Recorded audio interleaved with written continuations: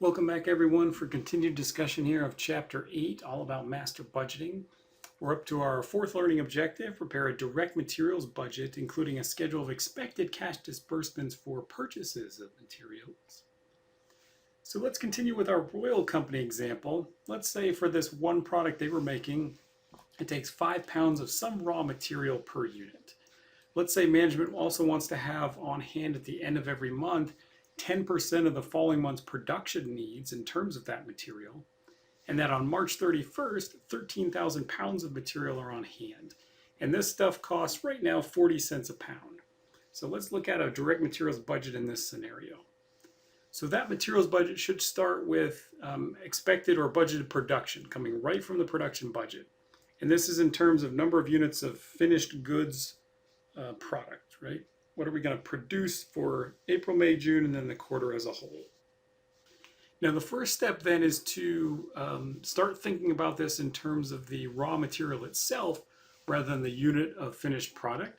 So we're going to multiply the number of units to be produced by the material required per unit, in this case the 5 pounds, to get our total production needs in terms of raw materials. Okay, everything from here on down should be in terms of raw materials. So there's our production needs in terms of materials. To that, and this is similar to our production budget, we're going to add a desired ending inventory. Now in this case, we said it was 10% of the following month's production needs, so that should also be expressed in terms of the raw material. So 10% of May here for April, 10% of 230,000 is 23,000. Add that to the production needs of 130,000, we get the total materials needed, 153,000. And then we'll subtract from that the beginning inventory. We were given that at 13,000 pounds here, but we also note that that is still 10% of this month's production needs. So our 10% rule was in effect, carried forward into this period. Total needs then, minus that beginning inventory, tells us how much material we have to purchase in April here, 140,000 pounds. And then we'll do the same thing for May. Right? May's total production needs plus that desired ending inventory, 10% of June's production needs. Total needs minus the beginning inventory, which is the ending inventory from April carried forward. And there's our purchases for May, 221,500. And then finally, same thing for June. We've got our production needs already spec'd out, plus the desired ending inventory, which was incorporated from July's production needs, not shown, minus our beginning inventory, which would be the ending inventory for May, and there's our materials to be purchased in June, 142,000. Then just be careful with your aggregate for the quarter. We've got our total production needs plus the desired ending, which is the same point in time as the end of June.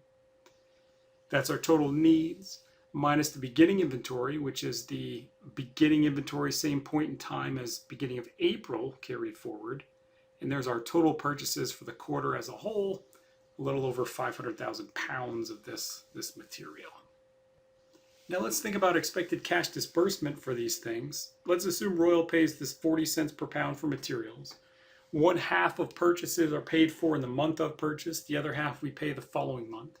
And let's assume the March 31st accounts payable balance for this stuff is $12,000. So we're going to put together a quick schedule of expected cash disbursements, similar to what we did with cash receipts from sales earlier. So we'll show April, May, and June in the quarter as a whole again. We've got being paid in April, the accounts payable balance from March 31st that we were given at $12,000. That was half of March purchases that carried forward to this period. Then we'll start laying out our month-to-month purchases.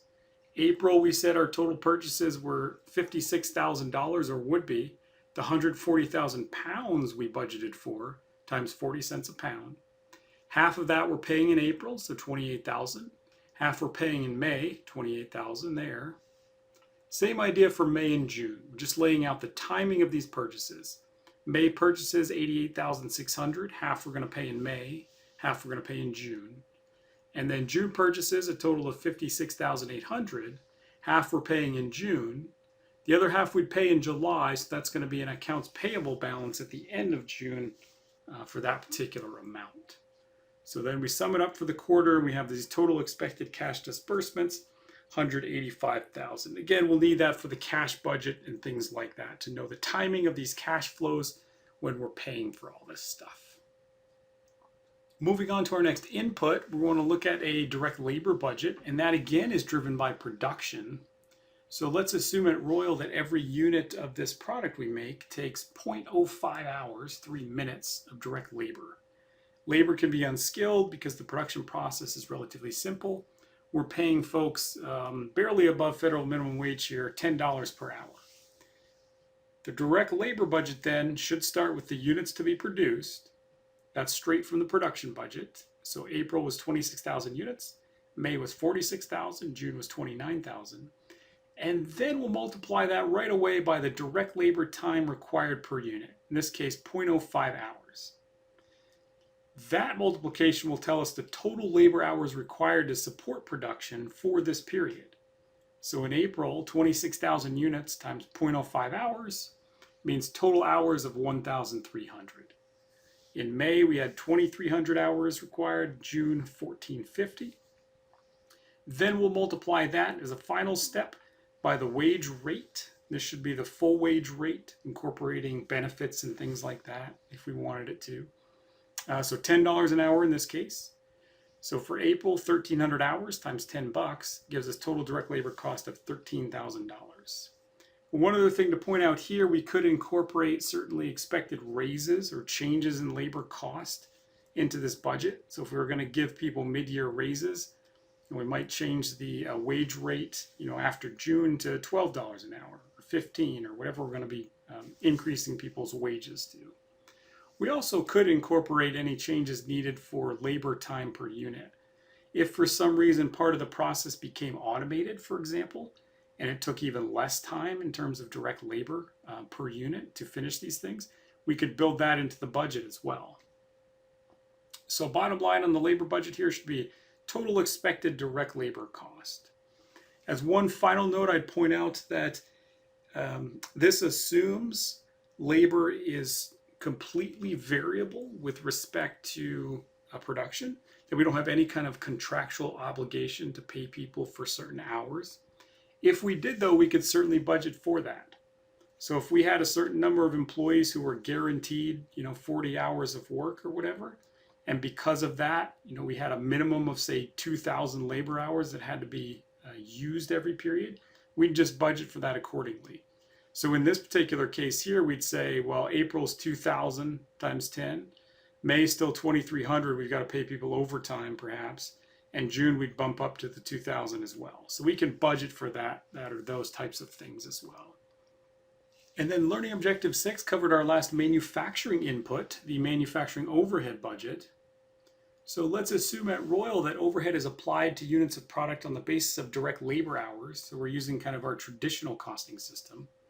Let's also assume the variable overhead rate's $20 per direct labor hour, and that we have fixed overhead of $50,000 per month, which includes $20,000 in non-cash charges, which is mostly depreciation. The overhead budget then is going to start with the labor budget, because direct labor hours are our allocation base in this example.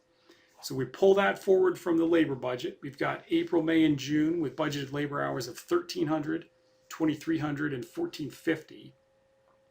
The first thing we'll do is multiply that by the variable manufacturing overhead rate of $20 per labor hour to get total variable overhead costs. In April, that's 26,000 here. We'll add to that the fixed overhead cost of 50,000 per period to get total overhead cost of 76,000. Now that's sort of our first total or subtotal, if you will. We're going to need that total overhead cost to determine, total product cost. Typically, though, on the overhead budget, then we would show the total cash disbursements for overhead so that we can reconcile that with our cash budget. So the very last step here, we're going to deduct the non-cash charges, depreciation in this particular example of 20,000, to get our cash disbursements for overhead of 56,000 in April. So again, we got sort of two totals here in every month. What are the total manufacturing overhead costs? And then what are the cash disbursements for that overhead? Then we do the same here for May and June. So May's total overhead, $96,000. Total cash disbursement, $76,000. June total overhead, $79,000. Total cash disbursements, $59,000. And then we do the aggregate for the quarter as well. One other thing to point out here, the total overhead costs, fixed and variable, of $251,000 for the quarter as a whole might be used to determine that predetermined overhead rate, that plant-wide overhead rate. So in Royal's example, we'd take the $251,000 in expected overhead costs for the period, divided by the total estimated labor hours, the allocation base of 5,050, and that would give them a predetermined overhead rate of $49.70, rounded off, per direct labor hour. Okay, so another piece of information we can take from that overhead budget. Now carrying that forward, we've got our ending finished goods inventory budget related to all our inputs here. So we want to show the production cost per unit of all of our manufacturing cost. So direct materials, we knew it took 5 pounds per unit times 40 cents a pound, or $2 in total. In terms of labor, it took 0.05 hours per unit at a rate of $10. That was shown in our labor budget, for a total of 50 cents. And now in terms of overhead, we've got the 0.05 labor hours times the $49.70 per labor hour predetermined overhead rate for a total of $2.49. And that means the product cost per unit is about $4.99. Now then, for our budgeted finished goods inventory, we've got our unit product cost of $4.99 times our budgeted ending inventory in units from our production budget. Remember that cushion in inventory we budgeted for of 5,000 units? For a total ending finished goods inventory of $24,950. And worth noting here, this number should show up under assets on our budgeted balance sheet. I'm going to stop this video there. Back up and review anything you need to, otherwise move on to the next one, or let me know if you have any questions.